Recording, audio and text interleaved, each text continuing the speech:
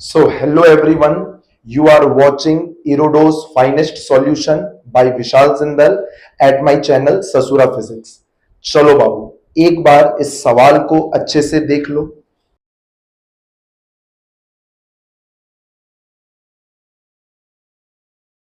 चलो बाबू, I hope तुम लोग इस सवाल नंबर 12 को एक बार अच्छे से पढ़ लिया होगा। बाबू ये one of the finest question है बाबू इलेक्ट्रोस्टैट्स का। इस सवाल का दो पार्ट है, पार्ट ए पार्ट बी। सबसे पहले पार्ट ए को सॉल्व किया है, फिर अभी पार्ट बी को भी सॉल्व करेंगे, ठीक है ना। सबसे पहले समझ लो बाबू सवाल में बोला क्या है। बोला है कि एक रिंग है बेटा, उसका lambda as a function of theta दिया हुआ है। Lambda is lambda not cos theta, ठीक है ना। ये थीटा मेजर किया एक्स एक्सिस से, अलग अलग थीटा पर इस वायर का चार्ज पर यूनिट लेंथ बदलते जाएगा। तुमको दिख रहा है बेटा, ये कॉस थीटा मतलब कॉस का ये फंक्शन है। पता है कॉस फर्स्ट क्वाड्रेंट में पॉजिटिव होता है, इसलिए देखो ना फर्स्ट क्वाड्रेंट में पॉजिटिव चार्ज शो किया है क्योंकि लैम्डा पॉजिटिव आएगा। सेकेंड क्वाड्रेंट में कॉस नेगेटिव होता है, इसलिए माइनस चार्ज शो किया है। थर्ड क्वाड्रेंट में भी चार्ज का नेचर नेगेटिव होगा क्योंकि कॉस नेगेटिव होता है। और फोर्थ क्वाड्रेंट में फिर से पॉजिटिव होगा, ठीक है ना। ये तो एक बार के लिए ऐसे ही फोटो बना दिए, कोई खास काम नहीं था। तो बस बेटा सबसे पहला सवाल है कि तुमको इस रिंग के सेंटर पर नेट फील्ड बताना है। तो अब एकदम तरीका अच्छे से सीख लो। देखो तो इधर एक्स एक्सिस से थीटा एंगल पर जा करके डी थीटा का छोटा सा सेक्शन कट किया है। बताओ तो वायर के इस सेक्शन का लेंथ कितना होगा। पता है ना आर्क का लेंथ का फॉर्मूला आर थीटा होता है। तो डी थीटा वाले टुकड़े का लेंथ होगा आर डी थीटा। बताओ इस टुकड़े के पास छोटू सा चार्ज डी क्यू कितना होगा। चार्ज जानता है बेटा लैम्बडा इंटू उस पार्ट का लेंथ। तो बताओ तो थीटा एंगल पर लैम्बडा कितना है। अरे वही तो दिया हुआ है lambda lambda not cos theta into उस टुकड़े का लेंथ आर डी थीटा। ये उस टुकड़े का छोटू सा चार्ज है डी क्यू। अब बताओ इस टुकड़े के कारण यहां सेंटर पर फील्ड किधर होगा। मान लो ऐसा अवे की तरफ होगा, पॉजिटिव चार्ज मानते हुए अवे की तरफ होगा ऐसा मान लो। बताओ तो इससे डीई का वैल्यू कितना होगा। पॉइंट चार्ज है ना बेटा वो टुकड़ा, तो पॉइंट चार्ज का आर डिस्टेंस पर इलेक्ट्रिक फील्ड क्या होता है के क्यू बाई आर स्क्वायर। यहां होगा के डी क्यू, देख लो डी क्यू का वैल्यू बाई चार्ज का इस पॉइंट से दूरी है आर, आर का स्क्वायर। एक आर से एक आर कटा, ये डीई का वैल्यू आ गया। अब बच्चा गलती क्या करता है, हड़बड़ा के इस डीई को ही इंटीग्रेट मार देता है और गलत आंसर आ जाता है। बेटा यहां पर जो ये इलेक्ट्रिक फील्ड आया है डीई, क्या ये एक्स के अलोंग आया है कि वाई के अलोंग आया है कि कुछ टेढ़ा बांका आया है। बात समझो, हर कंपोनेंट का जो इलेक्ट्रिक फील्ड होगा ना, तुम खुद सोचो, इस टुकड़े का इलेक्ट्रिक फील्ड नेगेटिव एक्स में होगा, इस टुकड़े का इलेक्ट्रिक फील्ड कुछ ऐसा टेढ़ा है, इस टुकड़े का इलेक्ट्रिक फील्ड कुछ ऐसा होगा, इस टुकड़े का इलेक्ट्रिक फील्ड कुछ और होगा। तो बेटा हर टुकड़े का इलेक्ट्रिक फील्ड का डायरेक्शन अलग अलग है ना।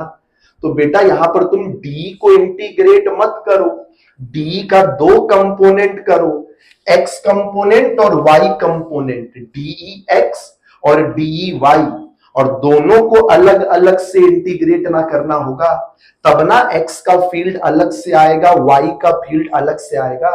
बेटा इलेक्ट्रिक फील्ड एक वेक्टर क्वांटिटी है, हर टुकड़े का फील्ड का डायरेक्शन अलग अलग है ना। तो तुम डी का इंटीग्रेशन नहीं कर सकता है, सीधे उसके कंपोनेंट्स का इंटीग्रेशन करना होगा। अब बस तुम खुद देख लो बेटा, बताओ डी एक्स क्या होगा। दिख रहा है ये थीटा, तो ये एंगल होगा थीटा। डी एक्स क्या होगा, डी कॉस थीटा। तो बस डी एक्स चाहिए तो डी कॉस थीटा का इंटीग्रेशन कर लो। देखो ना यहाँ डी इंटू कॉस थीटा लिखा हुआ है, तभी कॉस स्क्वायर हो गया। कुछ नहीं बेटा, के लैम्डा नॉट और आर बाहर रहेगा, cos square theta D theta का इंटीग्रेशन। ये मैथ्स का काम है बेटा, आई होप कि तुमको आता भी होगा। वो हाफ एंगल में कन्वर्ट करके किया जाता है बेटा। बाबू सब बेसिक चीज तो आना चाहिए, हम बता दे रहे हैं।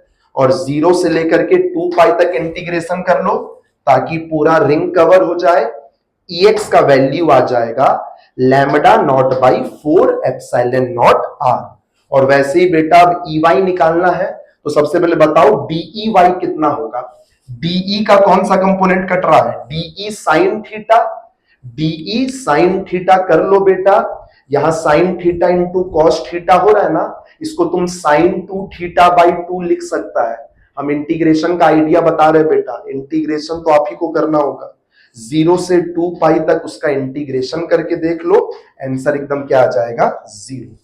चलो बाबू पढ़ते हैं इस क्वेश्चन के पार्ट बी की तरफ। तो बाबू ध्यान से देखना, क्वेश्चन नंबर 12 का पार्ट बी। अब ये थोड़ा सा अच्छा सवाल है बेटा, लेकिन बहुत मुश्किल नहीं है। अगर थोड़ा सा तुमको कोऑर्डिनेट्स लिखने आता है और थोड़ा सा वेक्टर फॉर्म में चीजों को लिखने आता है तो ये सवाल आसान है। बात समझना, ये रिंग रखा हुआ है, पार्ट बी में बोला क्या हम बता दे रहे हैं, वही वाला रिंग है, वही lambda equal to lambda not cos theta वाला। ये रिंग रखा हुआ XY प्लेन में, तो इस रिंग का एक्सिस किधर होगा बेटा, ये Z के अलोंग ना होगा। तो इसके एक्सिस पर एक पॉइंट है जो कि सेंटर से X डिस्टेंस पर है।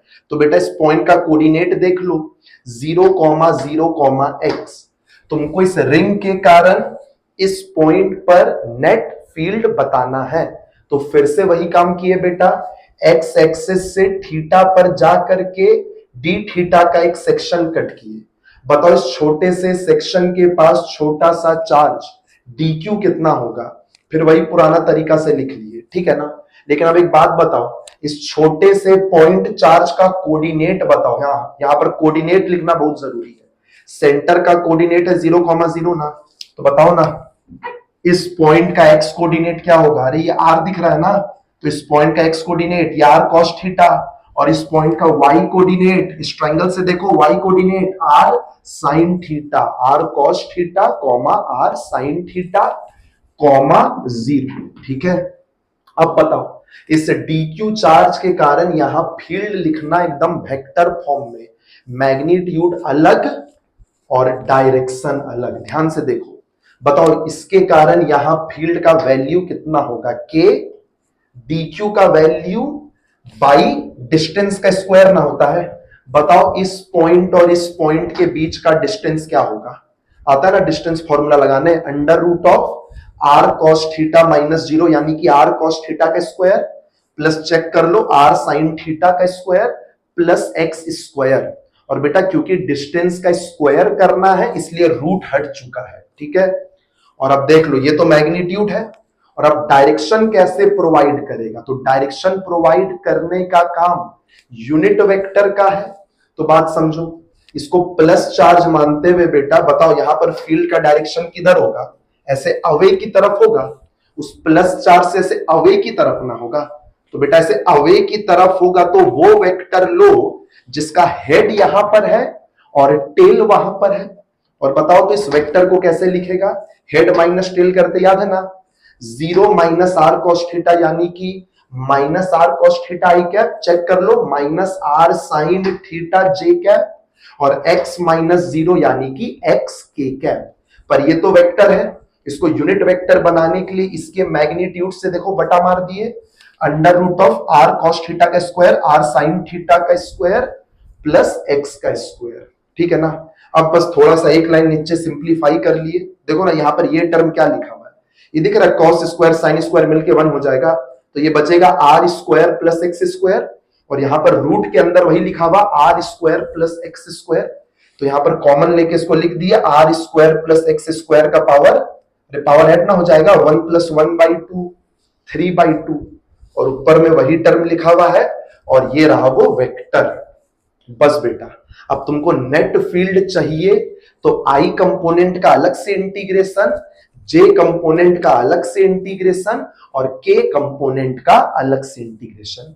देखो जैसे एक्स कंपोनेंट के लिए क्या लिखेगा बताओ, बताओ ये आई के साथ यहां पर पूरा कचरा क्या लिखा हुआ है बेटा, आई के साथ एक तो माइनस आर कॉस थीटा, और ये भी तो पूरा मल्टीप्लीकेशन में ही है। तो अगर एक्स कंपोनेंट चाहिए EX तो this multiplied by minus r cos theta, check कर लो, तभी ये कॉस स्क्वायर थीटा हो गया, cos into cos cos square. इसी का इंटीग्रेशन कर लो, फिर से वही बात बाबू, बाकी सब तो ये सब बाहर आ जाएगा। Cos square theta D theta का इंटीग्रेशन 0 से 2 पाई बेटा, ये करना तुम्हारा काम है। एकदम ये आंसर आ जाएगा। यहां देखो ना, पाई से पाई कट रहा है। वैसे ही बाबू EY लिख लेना, इस वाले पूरे कचड़े को उससे मल्टीप्लाई कर लेना माइनस आर साइन थीटा से। बाबू एक बार इंटीग्रेशन करना। अगर तुम अभी तक क्लास 12 का इंटीग्रेशन वाला चैप्टर नहीं पढ़ा है बेटा, तो फिर तुम बस इतना भी अगर लिख दिया ना बेटा, तो तुमको फिजिक्स पूरा आता है। EY का आंसर इंटीग्रेट होने पर 0 से 2 पाई 0 आ जाएगा, और सेम EZ चाहिए, इस कचड़े को Z कंपोनेंट यानी कि x से गुना करके इंटीग्रेट मारना, अगेन उसका भी आंसर 0 आ जाएगा।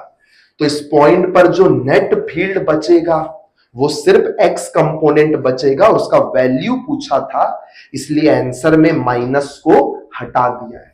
ठीक है ना, एक अच्छा क्वेश्चन था बाबू, एकदम इसको सीखना बेटा, इससे घबराना मत। ठीक है ना, चलो tata bye bye, best of luck.